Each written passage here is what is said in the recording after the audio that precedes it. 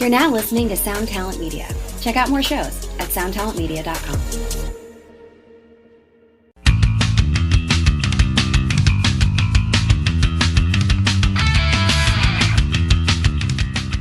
Hey gang, today's guest is my old friend Jim Lindberg, singer for the Hermosa Beach punk rock band Pennywise. Jim and I go way back, and it was great to catch up with him.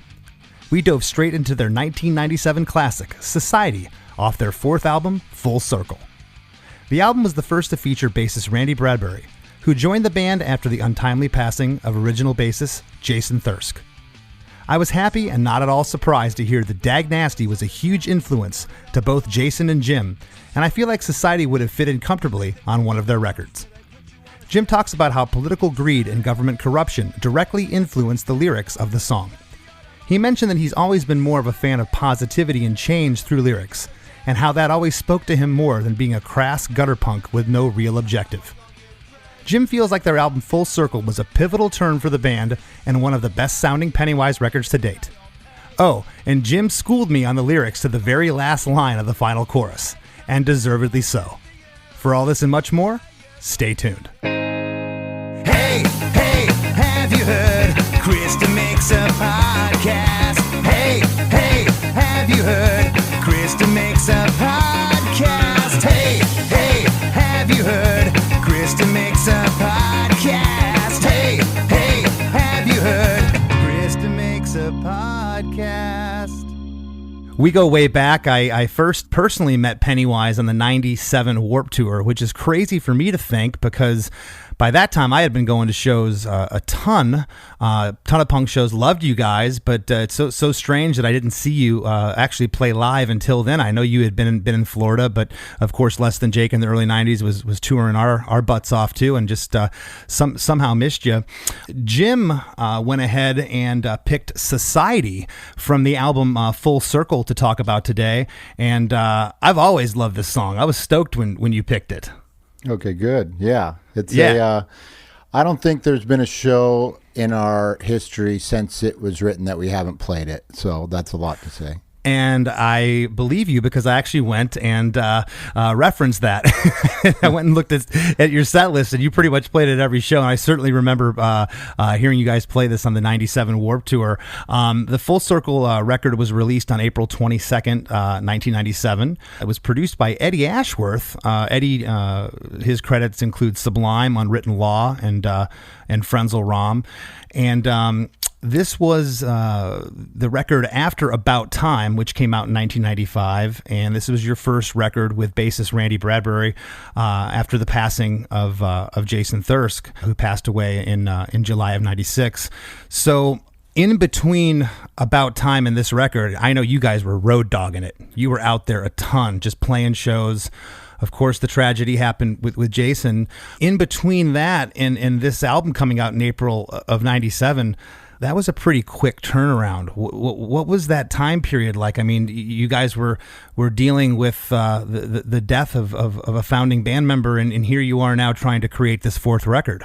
It was such a crazy, emotional whirlwind, so much stuff going on. You look back on it and go, how did we possibly get through that? And I remember at a time where I definitely thought we're not going to get through this. This isn't going to happen. And it really was going back to the Warped Tour and having our fans really support us after Jason passed that made us feel like we should keep doing this. And I think there's a kind of a misconception in these situations. It happens a lot of people not really understanding everything that was going on.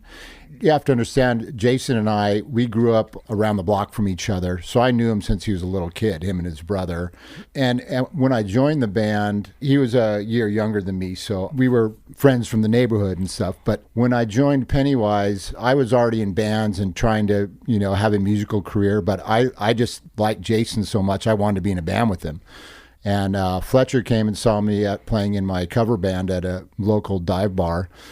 And said, hey, you should come and try out. We're looking for a singer. And I went there and totally remember hearing the songs and just going, wow, this is it. We're doing this. Yeah. And I knew I was walking into the door to the rest of my life. I've said that before. But when Jason started experiencing problems, it was more like dealing with a friend than a band member, because Sure. I was personally so worried about him, and he talked to me and said, unless I stop this, I'm not going to make it, and so it was a situation where we wanted him to deal with that. But then lots of other circumstances happening, and our band is moving, so we're like, hey, let's get Randy and let's keep going what we're doing. Jason's going to deal with his problems and come back, and we'll be better than ever. And so when it happened, it was just like, wow, this wasn't the plan. The plan was we just keep moving. And so right at that time when this was going on, we were like writing songs and stuff like that. And this was after About Time. And so half of the record was starting to be written. Songs were written then, and then Jason passed away, and some other songs were written that were reflecting that. Like I wrote a song called "Did You Really Want to Die," and other songs on the record that reflected that. But "Society" was one that was kind of written right in the middle, where I was really starting to get my political footing and concerned about all these things that were going on in the world, and that's where it dropped on me all in one day in a studio. Well, I want to touch on that. You guys, just when I put this track back on, I was studying it the past couple of days and listening to it. I just harked back to some of those bands that preceded you even. I'm hearing Agent Orange, I'm hearing a little TSOL, and I'm even hearing a band that was East Coast. Were you ever a fan of Dag Nasty? Absolutely huge, and so was Jason. Okay.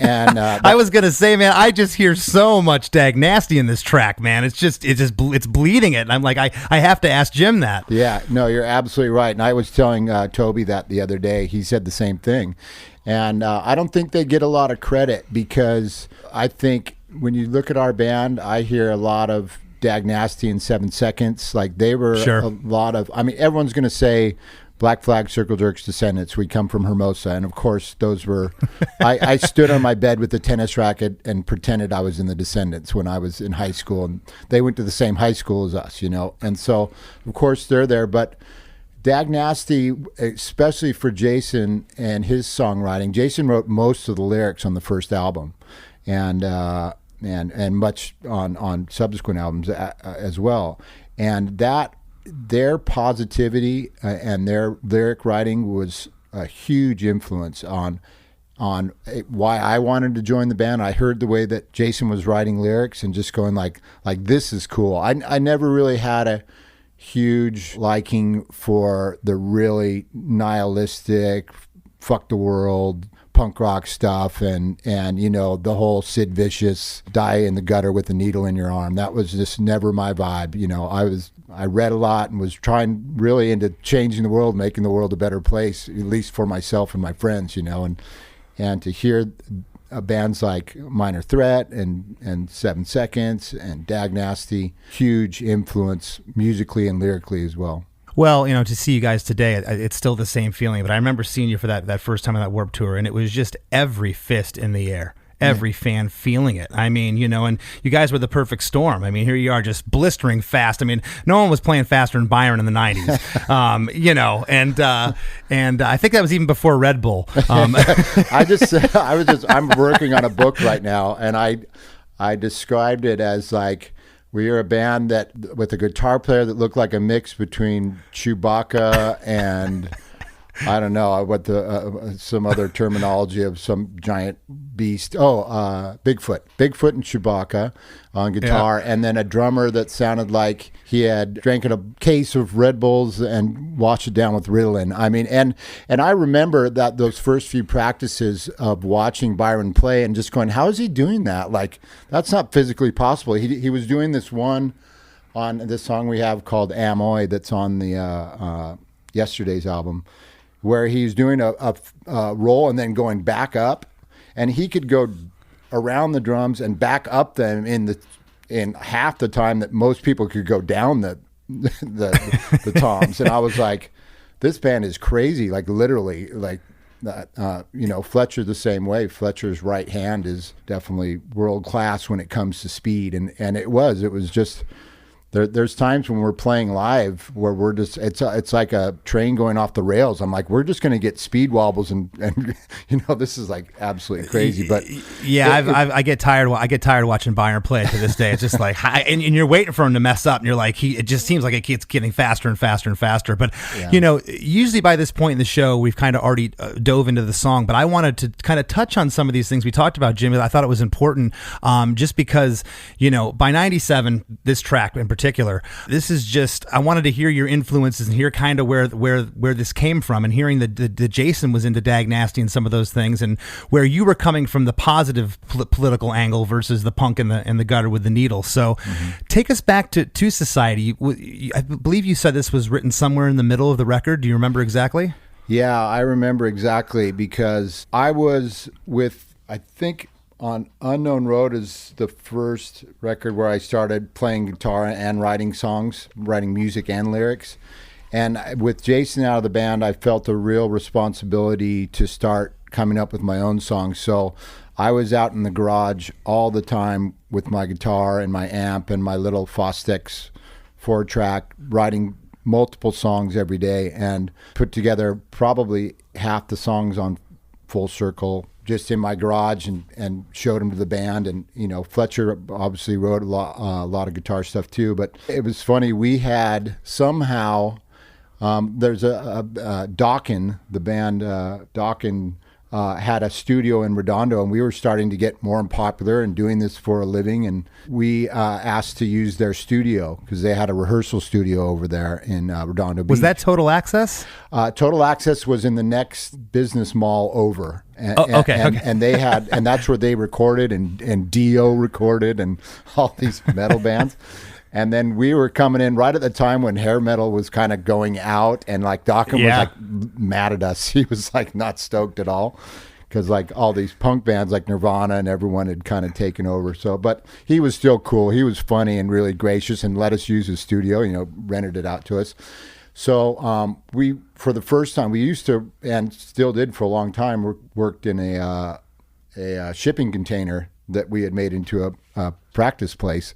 So now we kind of had this kind of cushy studio to go into with couches and dark lights and stuff to go in and record. So I would go in there early and just stare at the wall and see what would come to me. And Society was a song where all of it just literally came to me all at once, like holding the guitar and did the riff. Randy came in and afterwards kind of made the opening bass riff, but which is killer. Yeah, which is awesome. It's a quintessential Randy bass line.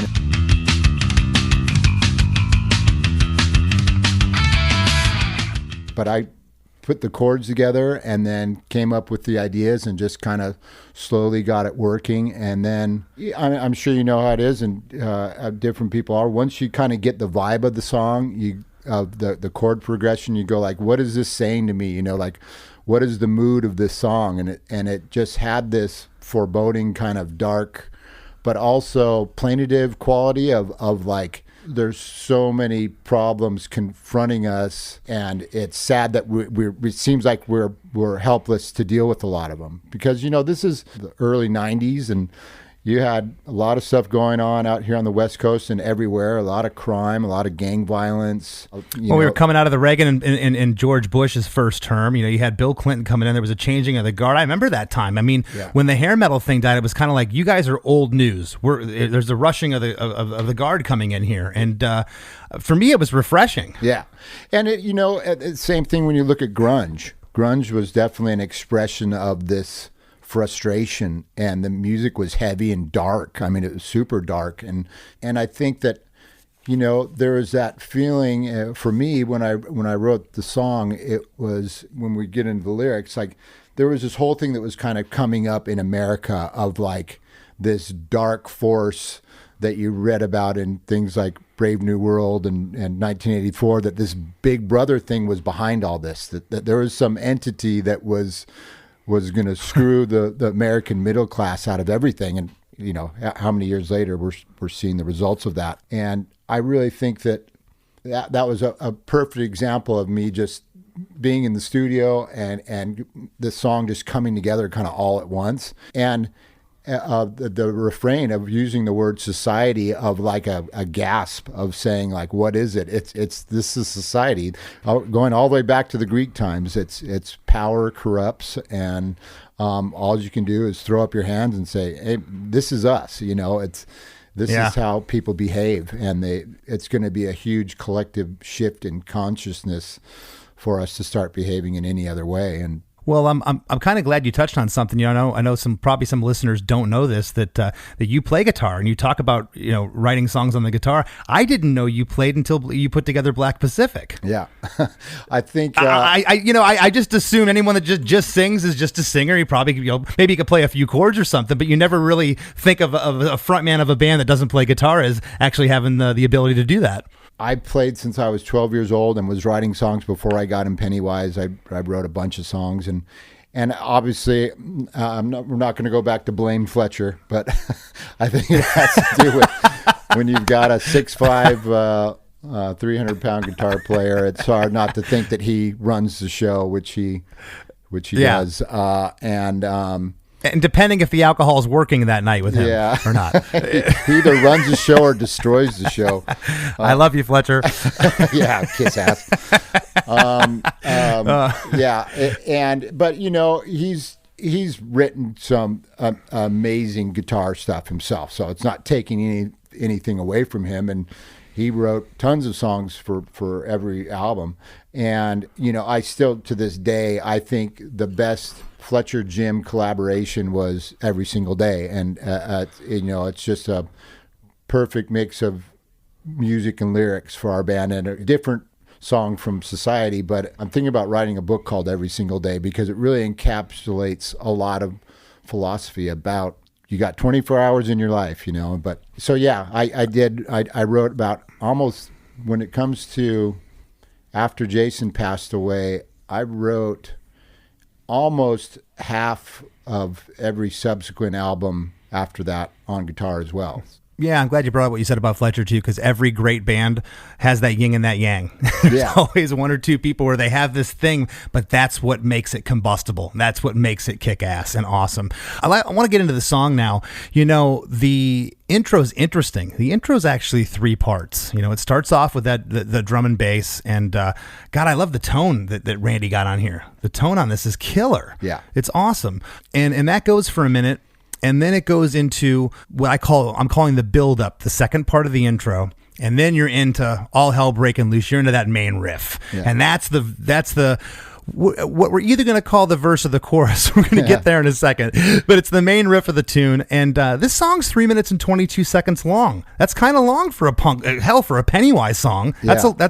That's pretty long, but it doesn't feel long. This thing just keeps driving. It's a 35-second intro.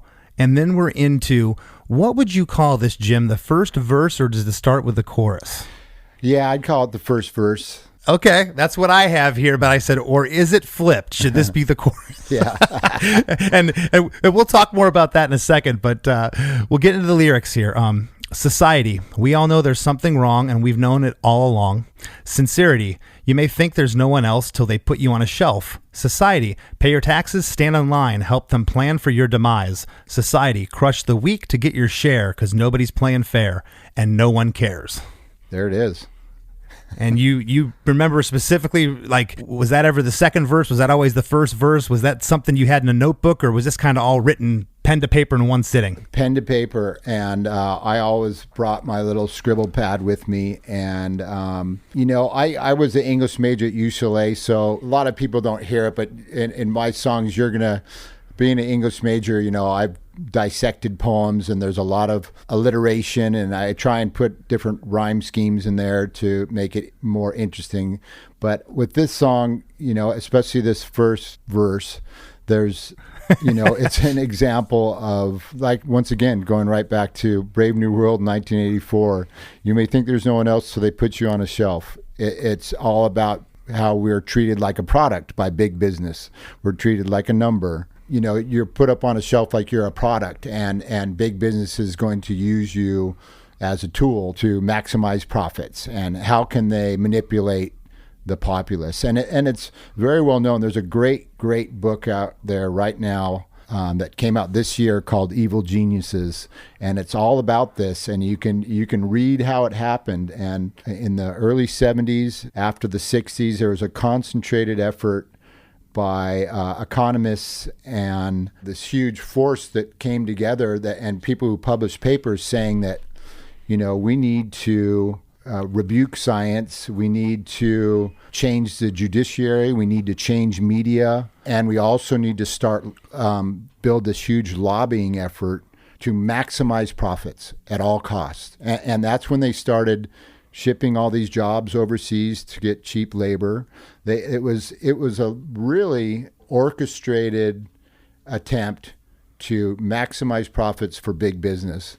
And this is what you're getting at. And then the 80s came, and you just saw how this was happening, of the stock market taking over and corporate dividends and shareholders, and all this stuff was we were starting to see the effects of it. And factories were closing down across the country, and people were losing their jobs. And these few 4 lines to introduce the song were just all about, this is what's happening to our society over here. And that's why it's how you were analyzing it. Yeah, that's cool. And I think that it's what I like about it is that first line of when I say society in the song, instead of it being like a typical Pennywise scream, guttural fuck authority, it was more like a whisper of saying like, hey man, they're sneaking this by us, like, we may not see it happening, but big business and big corporations and CFOs out there are sneaking this master plan in there. Well, I'm glad you brought that up, because I was going to say,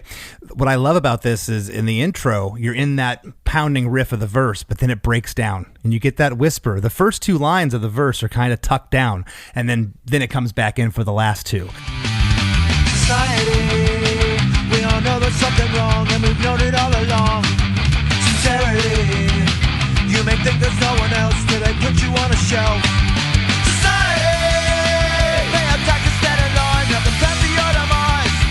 Society, crack the weak to get the share, 'cause nobody's playing fair. And it's those dynamics in this song that really, to me, make the song, again, it's 3 minutes and 22 seconds long, but it goes by really quick. It's just driving, and it's those peaks and valleys that make it interesting. Do you remember when you recorded this, did Eddie Ashworth, what did he bring to the table in terms of the dynamics of this song? Was he just kind of letting you guys be who you were? Is this how the song was when you recorded, we're rehearsing it in Dawkins' studio, or was this something that was kind of crafted in the studio? You know what? I really look back on Full Circle as being probably sonically our best record. And I think that has to do with Eddie coming from, and Total Access Studio, like I said, was a real metal background. And they were getting better and better at, and let's be honest, the metal scene, they were really into their studio and their gearheads and oh yeah. Whereas West Beach and Bad Religion and everything, Brett was doing great for the punk scene. Like Suffer is a sonically a great album, but I think Eddie with Full Circle just brought this warmth to the sound that we hadn't had before, and a bigness. He finally allowed the bass to sit in its real position where it needs to be, and especially on Society, I think it's one of the first times where you hear Randy's bass be in its proper place. I think on our first album, the bass was kind of squished out of the picture a little bit, but that's a whole nother topic. But well, no, and I'm glad you brought up Eddie and what he brought to this, because this track in particular, and the Full Circle album, I think as a whole, it kind of marked a change for Pennywise. I mean, your first couple of records were like, put the pedal down, holy shit, here we go. Yeah. There was really no, there wasn't much in terms of the dynamics of what was going on in this song. So again, do you remember, was the song kind of written with the quiet parts, or did Eddie talk to you about that in the studio? Do you recall? I think we had, from writing the song, we kind of had the idea of the dynamics of the song, and with the big intro, and then it's going to suck back down. But he was the disciplinarian when it came to performance of making us be on tight. because we kind of have I don't know, I'd call it instinct, but when we play live, and people have told me this before, it's like, it does sound like the wheels are about to come off. We're just really shambling, it's just like this overjuiced jalopy going down the road. It's like we get really fast and much looser, where he really tightened up the sound a lot. And, we've had different studio experiences, and that's, to put it lightly. I think with Joe Barresi and Eddie Ashworth, those were times where they're like, these guys don't fuck around. It's not mess around time in the studio. You're there to work. Yeah. And you felt the That's pressure, awesome. like when you're performing, of like, hey, I've got to get this right. Or it's not going to be like, when you're working with other guys who are totally under your thumb, that you can just, fuck off. No, that was good enough. Like take it as it is. And I'm not doing it again, or whatever, or things. I've always said I never hired a producer to be nice to me. Yeah. I want him to kick my ass. I want him to make me better, because I know I can rest on my laurels. That's one of my faults as a performer in the studio. I can get lazy. I think we all can. We all can, especially when you've done it 8 times, and by the 8th time you're like, hey, I don't want to do it again, but if the producer's like, well, you're not there yet, and I hear it, then you can take a break and come back or something. But what's up, everybody? I am Finn McKenty, host of the Punk Rock MBA podcast, part of the Sound Talent Media podcast network. My podcast is all about doing what you love for a living, and every week I sit down and talk to people who have done exactly that. For example, musicians like Tommy from Between the Buried and Me, Matt from Periphery, Lil Lotus and Shinigami, among many others, photographers, artists, designers, YouTubers like Glenn Fricker and Sarah Dici, and I unpack exactly how they got to where they are today with the goal of helping you do the same. So if that sounds cool, you can listen and subscribe at soundtalentmedia.com, and I'll see you there. I think coming from that background and the history at Total Access that they had there of, I think even metal bands, they get the idea of like, it's party all the time and we're wasted. But they really did put in an ethic into the studio of like, hey, this is work time now. And Eddie definitely had that. And it wasn't until mixing, we brought all the friends in and the beers and everyone got wild, and then it just got crazy. But when we were tracking the songs, it was work time, and you had to be on your game. And I think we kind of put the pressure on each other more than any other album there, of like, this album is really special now, and let's do this right. Let's not screw around. I mean, because our first record we did was all screwing around. The record that we got kicked out of the studio when we did our first Theologian record, because the people at Radio Tokyo, I think it was called, they said, you guys are idiots, just get out of here. It was like the Beastie Boys. We walked in with like several cases of beer and like, all right, when do we start recording? Like, we're just going to get hammered, and so no, that's not how Full Circle was at all. It was like, well, and it's great. The words you had for Eddie, Frenzel Rom had recorded with them, as I mentioned earlier, and they had nothing but the same things as you. They just couldn't say enough praise for the guy. Getting into what we're calling the chorus, and Jim, I'm saying this is the chorus because every time this is in the song, it's the same exact lyrics. Yeah. So we're gonna go with this as the chorus. Exactly. How long you pray makes no difference today. When it's society.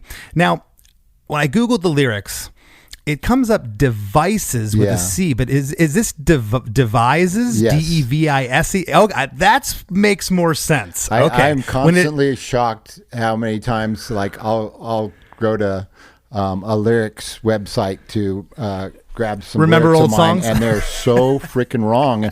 And I'm like, don't these people get it from like our actual album? But I think there's some kid in a plane somewhere that must be just listening to the album and deciding for himself what it says.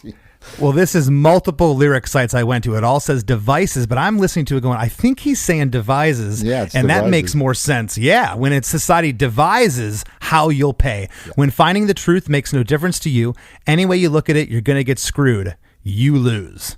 And then right there, you're back into the reintro, which is the second part of the intro at the top of the song. It's not just the bass and the drums. It's what I was calling the build-up, the second part.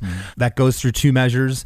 And then, boom, you're back into the into verse 2, which I'll go through real quick.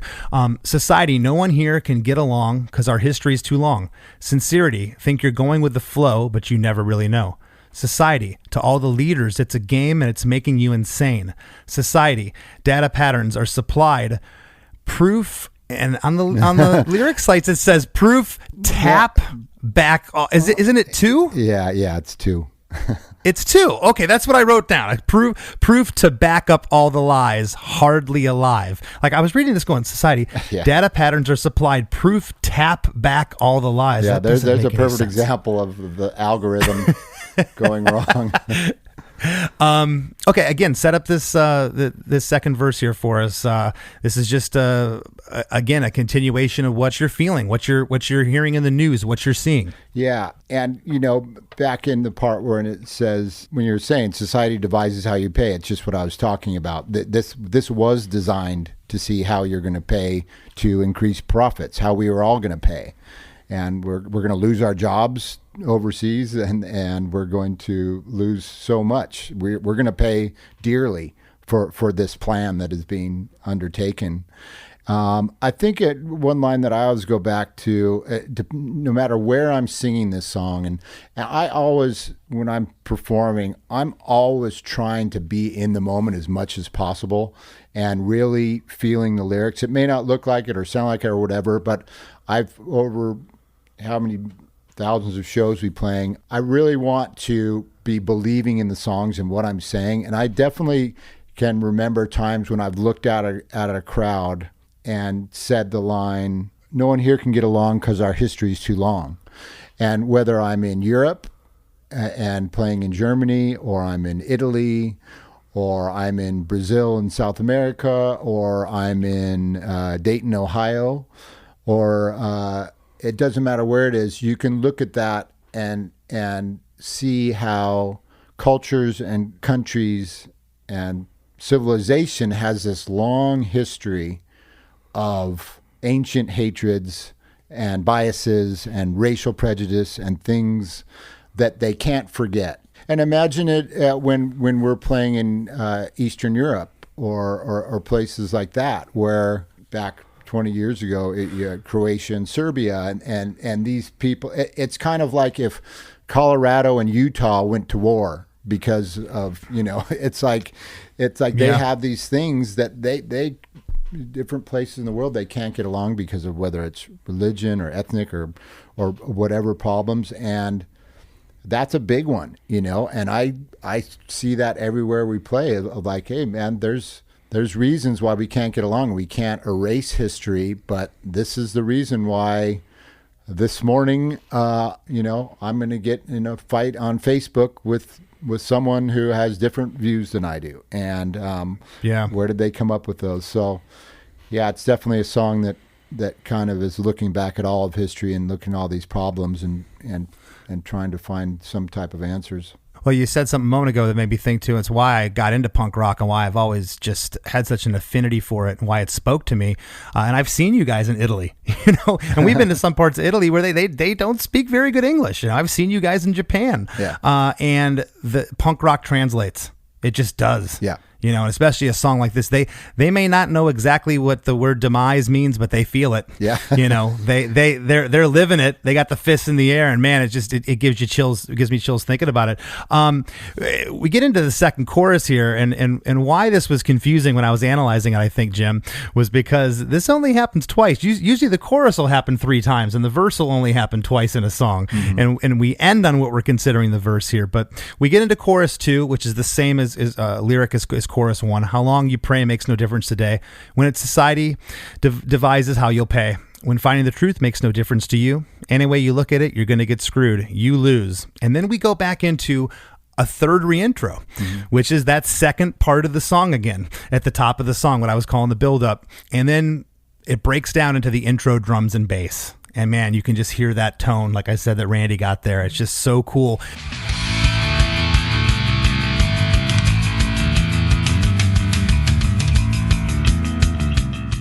And again, we're in another dynamic part, which I guess you could almost consider this a bridge, but it goes back to the verse arrangement, chord arrangement. Mm-hmm. And what I'm calling here is the spoken word part with just the drums and the bass. Mm-hmm. And you come in and say, society, we all know there's something wrong, and we know it all along. Sincerity, you may think there's no one else till they put you on a shelf. And this is the strangest part of the song. This kind of just dies out, and you hear Byron kind of do this hi-hat, like little ticking, and you almost think it's the end of the song. Put you on a shelf.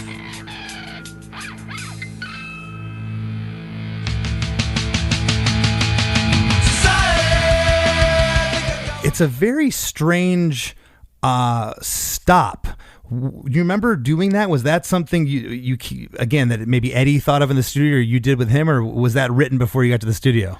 It's a very different breakdown. Yeah, you know what? I think this was probably one of the first times where we really did something spontaneous. And we call this a breakdown. A lot of people have different terms for it, whether it's a bridge or whatever.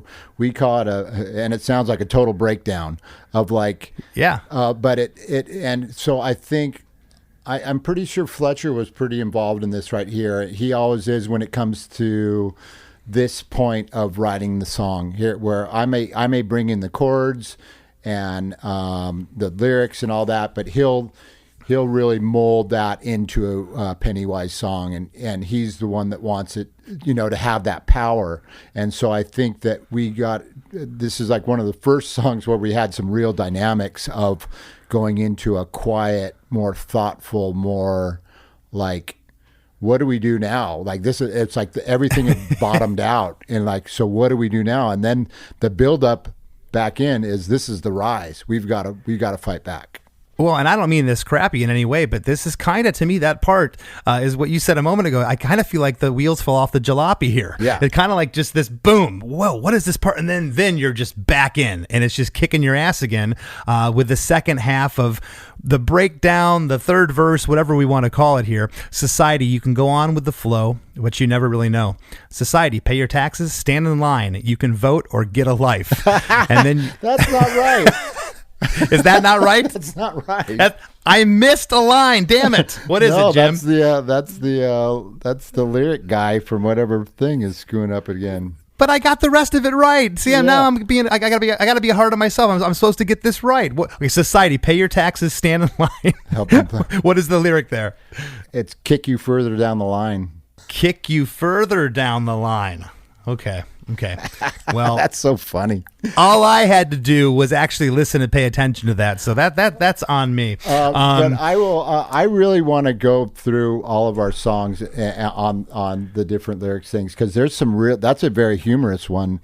Pay your taxes, stand in line. You can vote or get a life. Maybe someone from Italy translated this. That's probably what it is. That might be what it is. I hear that all the time. Yeah, the line is kick you further down the line, and that's what they're going to do. That was the idea. They're just going to kick each person further down the line, at the gas line, at the bread line. And then you end by just kind of passionately screaming society 4 times. Yeah. And then the song ends, and there's this really cool delay on all the instruments and the fade out at the end. It just kind of goes for maybe 10, 12 seconds, and it just dissolves down.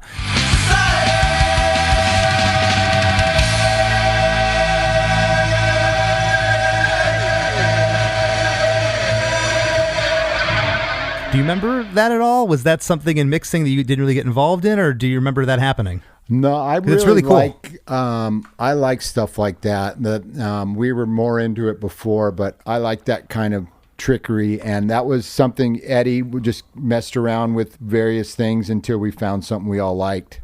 And Cameron has done some stuff like that. Cameron Webb has done some cool stuff like that as well. But this was just all of us sitting there after the song's been done, think, wait, how do we end this thing to make it sound like chaos has now ensued? And I think it was a perfect coda, and that was all Eddie. No, it's really cool, and it's probably nothing that I would even have paid attention to maybe in 1997, or if I had paid attention to it, I might have even been as brazen to say, well, that's not really punk rock. That's like something you do on a Dawkins record. But man, I dig it. I really think it's cool, and it adds kind of like this. I don't know, kind of wraps up the song in kind of this little shroud of mystery, so to speak. But do you remember, the record came out in April of 97. Again, we did the Vans Warped Tour with you guys that summer. That would have been the first time I actually saw you live. And I remember you playing the song. Do you think the Warped Tour was probably the first time you aired that tune, or did you play it before the record came out? Because we used to be able to play songs before albums came out before YouTube. Usually, I'm not sure if we played a warm-up show before that Warped Tour. We probably did do some touring before that, but it was definitely, there was times, some bands have played songs before and, play them live, then they go in the studio and record them. We definitely, there were many songs on most of the albums that we had never played before we got in the studio, and then so we would, a lot of times we come out of the studio and the album's done, and we're on stage going, or in the practice space, like, I've never played this song live before. I know, right? We just recorded it, but wow, this is weird to play it on stage in front of people. But I think that was one that I definitely remember of like, wow, this song's getting a really good response. And we kind of dragged out the breakdown when we play it live and have messed around with it. But it's really a invigorating song to play live, because no matter where we are now, people definitely relate to it. Well, that's what I was going to ask, and you answered the question. You said it from the get-go, I got a good response, because if I were to bet, just because, again, of the dynamics, and just if you like Pennywise, just hearing this song would get an immediate reaction. But I'm sure you've had, because Less Than Jake has tons of songs like this where you're just itching to play. You're like, our fans are going to love this, and it just, people are getting a beer and taking a piss during it. You're like, whoa, what's going on? So it's cool that you remember this song not being that, because sometimes that happens. Sometimes songs are just great recorded, but they don't translate live. Yeah, you're exactly right. You can write a song and just love every ingredient that you put into it, and it's perfectly crystallized. But a live crowd is a different thing, and they want a hook or some dynamics or something of where it slows down or speeds up. And you can absolutely see it. And when I see heads start to turn and some yawns going up, I'm like, okay, guys, we got to play Society right now. Yeah, it's going to every single day right now. Just to stop the song mid-song, just go right into every single day, and then follow it with Bro Him twice, and we're out of here. And Stand By Me. Yeah, I've been there. I could totally relate. All right, Jim. Well, we're going to wrap up here. I want to, from bottom of my heart, thank you so much. You guys have always been dear friends. Treated me and Less Than Jake with the utmost respect. So much fun to tour with. I'd like you to leave our listeners with anything that's going on in your world right now. Solo, Pennywise. Let us know what's up. I'm working on an acoustic record from right here in my little office, and putting out a bunch of songs that are related to kind of more personal things. My dad passed away. I have a song that I wrote for him, and just some songs I wrote over the year. It's a little more, I'm not going to say country, but it's a little more roots, There's not a lot of punk rock on there, but I think it's something people like. I've been posting a lot of videos on my Instagram, and people can kind of see what I'm doing with that. And then I've been working with a friend of mine's son who has a bunch of really cool songs that he's putting together, so you can look for that. I also have a website that I need to refresh right now, but it's called punkguru.com, and it's all about books and literature, and I'm going to be adding that book, Evil Geniuses. I really want everyone to go out and read this book by Kurt Anderson, which really lays it out for us of the continued plan to screw the middleman, the little man, out there, and we're still seeing it today, and people are cloaking it in patriotism and things like that. But the reality is, we need to start making some laws that make what's been going on un-American, and but that goes for the rest of the world as well. But As usual, had a great time talking to you, Chris, and really love what you're doing. I think this is great for fans and the people in the bands to finally talk about the intricacies of a song and what goes into it. And I really think that way you can appreciate it a lot more, especially when you know what went into the song. And also the other lesson we've learned is to not trust the lyric websites.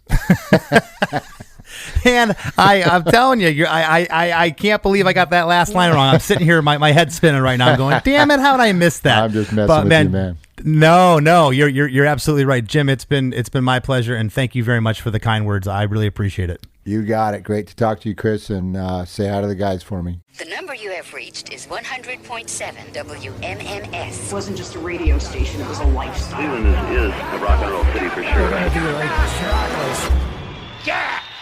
Down! The Wrath of the Buzzard. WMMS. Cleveland.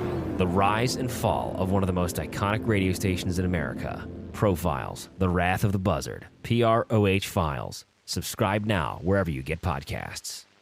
As we near the end of the show, here's a band you might not know. Welcome to this week's Band You Might Not Know. If you'd like your band to be considered for Chris DeMakes a Podcast, all you have to do is submit your song and bio to bandyoumighttnotknow@gmail.com.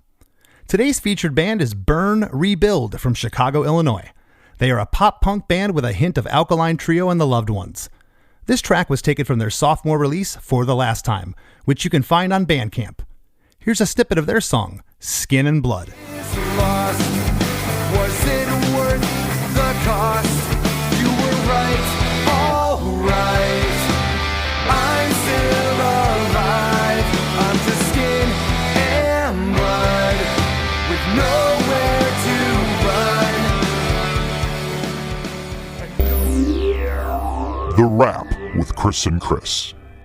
All right, man. Well, right off the bat, I'm going to take part of the blame and apologize for sending you lyrics before the thing that I just Googled. I should have listened to the song and double checked them because, as you guys made very obvious in the episode, and as you and I know too, the lyrics are very rarely correct when you Google them. Oh yeah, no, and I'm not going to hold you to blame again. I'm taking the full kick in the ass for this one. Probably every lyric you've sent me. Again, to the listeners, Chris does a great service for me. He provides me with notes and the lyrics.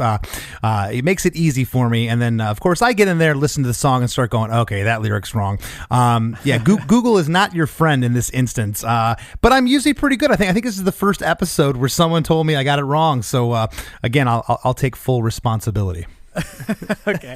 Well, anyway, the first thing I start thinking about when you have Jim Lindberg from Pennywise is being in high school and seeing so many people wearing that iconic green Pennywise shirt, which I'm sure you know what I'm talking about. There was this one Pennywise shirt that was like the Pennywise shirt. It was green and I think red. I think it was like Christmas colors or whatever, and it had a big Pennywise logo on the back. And there must have been 20 kids at my high school that had that T-shirt. That's just like the first thing I think. Oh yeah, it was everywhere. And again, they were an interesting band. I remember their first record coming out, and I remember there being a buzz about it. But that was right around the time the Less Than Jake started getting going, and I said in the episode, I can't believe I did not see them till 1997 because I know they were touring their tails off back then. But Warped Tour '97 was the first time I saw them, and by that time it was in full swing. And the shirt you're speaking of was all over the Warped Tour that summer.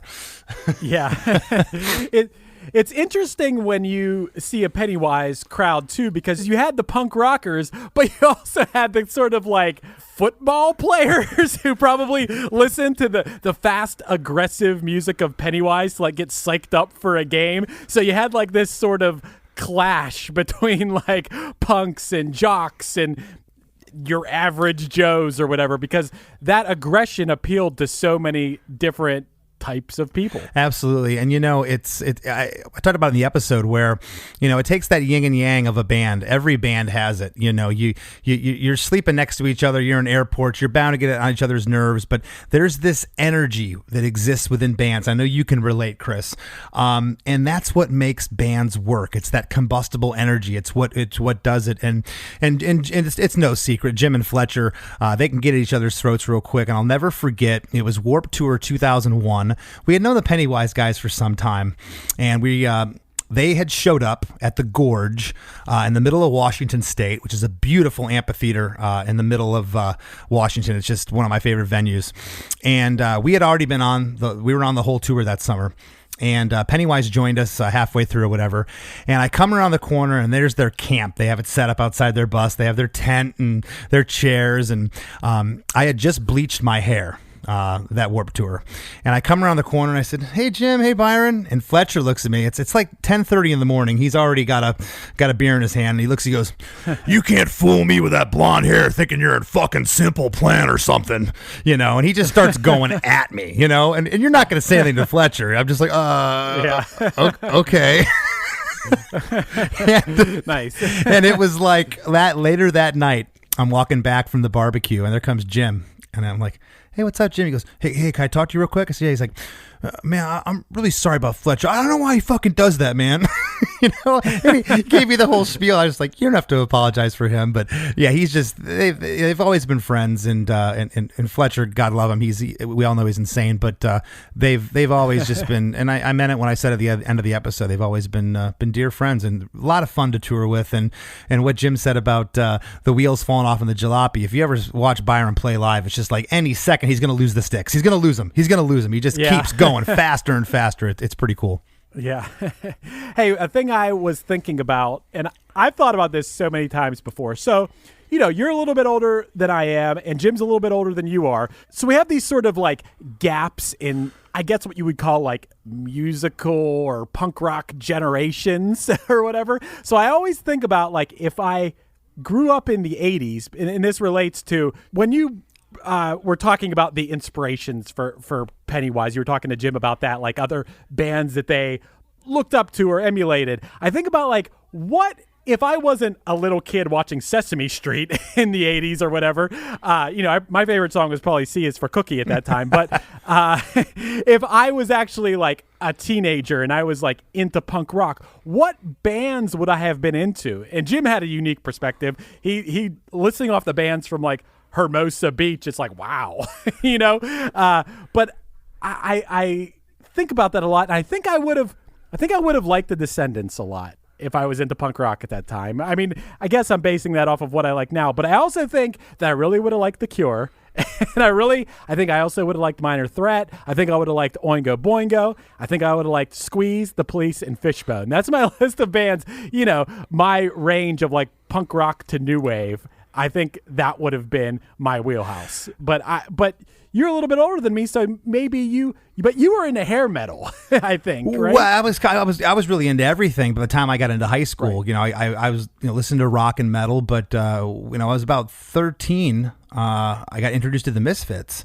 And that was the first punk band I heard. And then from there, it was Circle Jerks, and it was Bad Religion, and it just kept going from there. When he mentioned where they're from, that's a hotbed for punk rock down there. All the bands that we had mentioned in the episode, Agent Orange, TSOL, the Dickies, Bad Religion, Descendants. It's really cool because where I came from in Port Charlotte, Florida, I had Billy's Bar Band, down at the harbor. That was about it.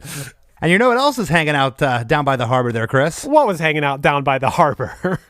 A ton of stray cats, which is a perfect segue to this month's fundraiser, which is Kitty Corner Cat Rescue and Lounge, located in Everett, Washington. They need help to reopen after their space was damaged by smoke and water due to a fire in the adjacent building.